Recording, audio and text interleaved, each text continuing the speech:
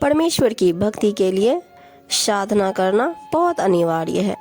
साधना में कौन सी क्रियाएं होती हैं? यज्ञ अर्थात धार्मिक अनुष्ठान।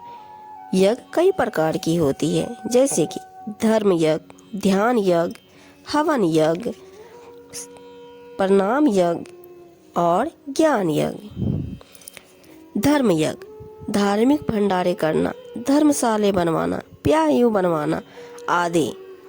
दूसरा ध्यान यज्ञ, जो परमात्मा की प्राप्ति की तरफ में प्रतिक्षण उसी की याद बनी रहे। जैसे चिंता होती है तो पल पल मन उसी केंद्र पर केंद्रित हो जाता है, कोशिश करने पर भी नहीं हटता। ठीक ऐसे ही परमात्मा की चिंता, जो चिंतन कहा जाता है।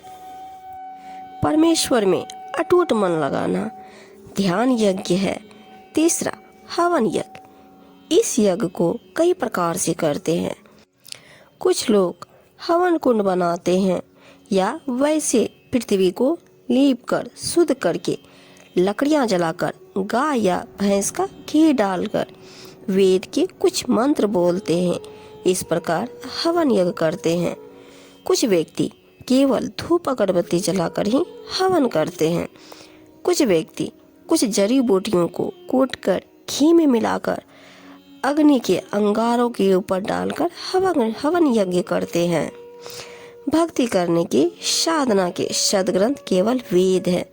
वेद दो प्रकार के होते हैं, एक सामान्य वेद, एक सूक्ष्म वेद। सामान्य वेद जो संख्या में 4 है, ऋग्वेद, यजुर्वेद, सामवेद तथा अथर्ववेद। इन्हीं चारों वेदों का सारांश है श्रीमद् भगवद गीता। सूक्ष्म वेद, यह वह वेद है जिसको परमेश्वर स्वयं पृथ्वी पर प्रकट होकर अपने मुख कमल से कवित्व से बोलकर सुनाते हैं।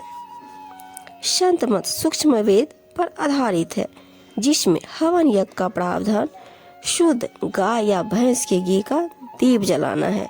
इसको ज्योति यज्ञ कहा जाता है। चौथा प्रणाम यज्ञ, यह 2 प्रकार की होती है। पहला नमस्कार अर्थात प्रणाम, इसमें दोनों हाथ जोड़कर शीश झुकाकर नमस्कार या प्रणाम या नमस्ते शब्द बोला जाता है। और दूसरा दंडवत प्रणाम, इसमें जमीन पर मुख के बल लेटकर हाथों को सिर के आगे सीधा जोड़कर दोनों पैरों को भी जोड़कर डंडे की तरह सीधा रखकर प्रणाम या नमस्कार शब्द बोला जाता है। इसे दंडवत प्रणाम या दंडवत प्रणाम कहते हैं। और 5वां ज्ञान यज्ञ, सद्ग्रंथों का पठन पाठन तथा संतों के विचार सुनना अर्थात सत्संग सुनना सुनाना ज्ञान यज्ञ कहलाता है।